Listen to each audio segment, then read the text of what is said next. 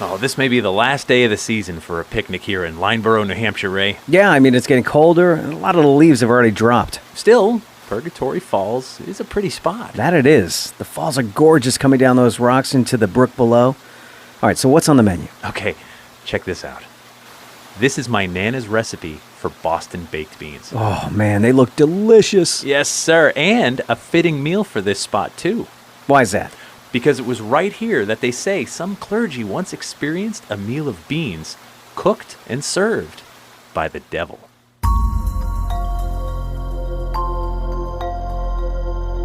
Hello, I'm Jeff Belanger. And I'm Ray Auger. Welcome to episode 166 of the New England Legends podcast.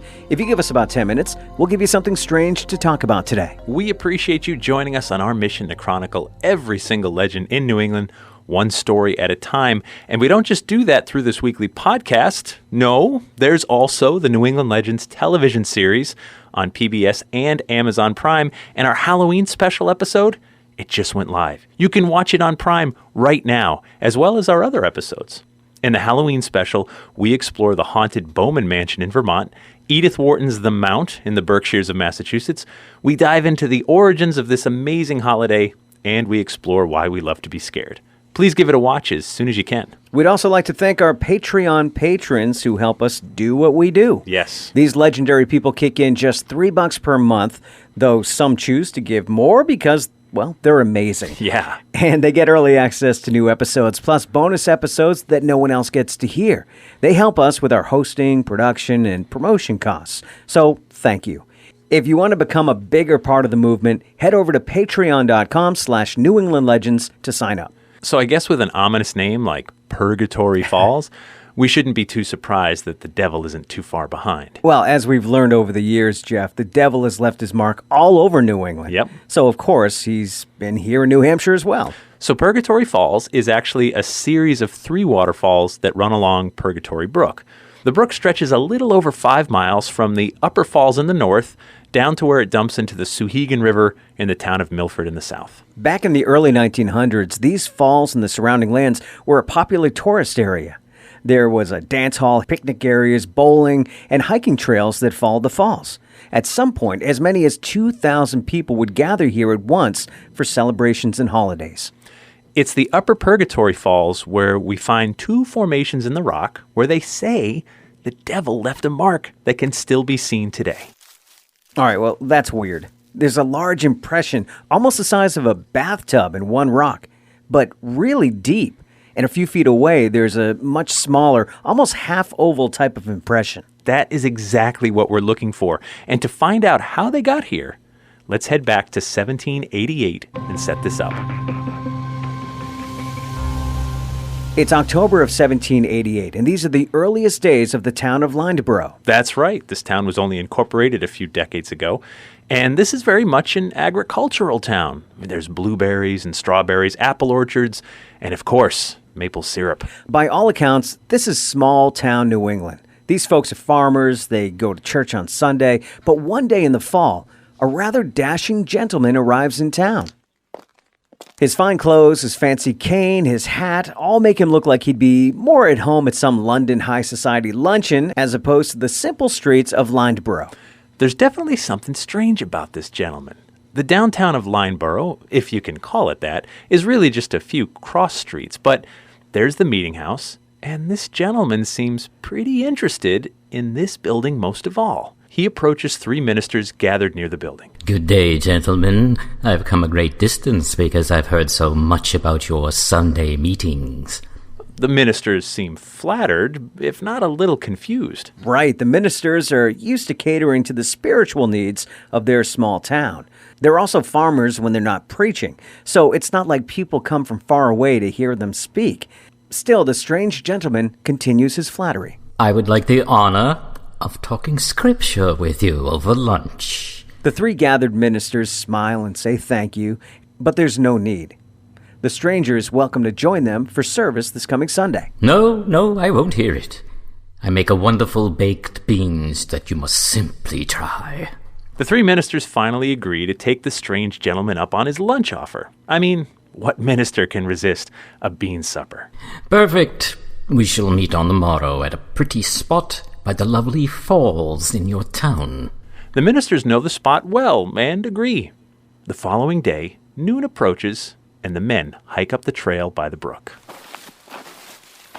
As the ministers approach the falls, they see the dashing gentleman standing on a rock ledge above them. Welcome, my friends. I was just about to prepare lunch. The ministers fall under some kind of spell. They're standing there, mouths open. They seem to be frozen in place, just watching the gentleman above them.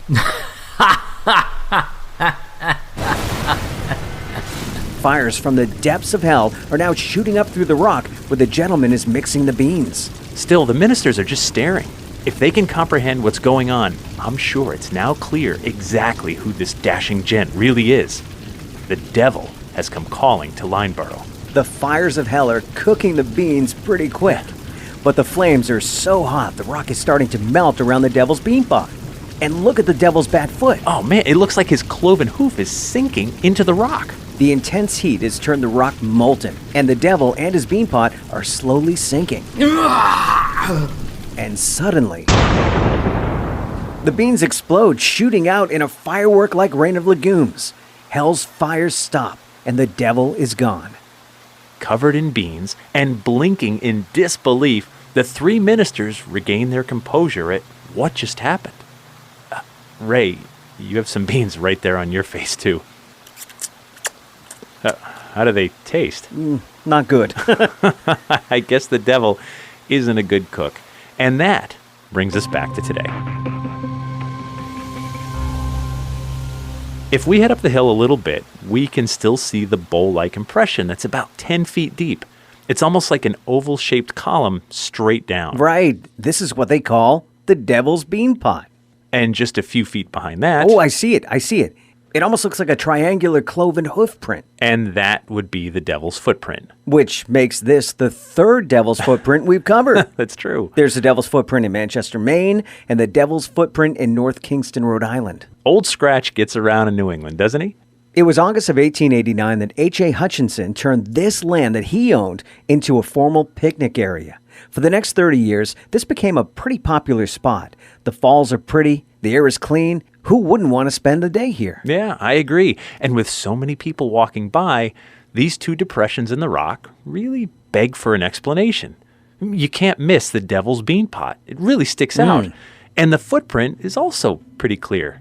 But how did they get here?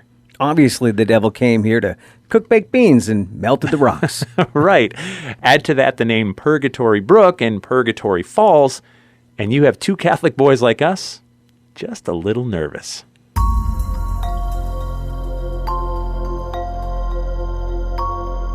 The devil, purgatory, it's almost Halloween. Yeah, Jeff, that makes me a little bit nervous. Speaking of Halloween, our first ever virtual Halloween party is this Saturday, October 24th. Tickets are just $5, and they go to benefit the Old Colony History Museum. You can find a link to buy those tickets on our website or in our super secret Facebook page. And next week is our Halloween special podcast. It is. We can't wait to take you through a killer haunt in Massachusetts. That might have been a hint.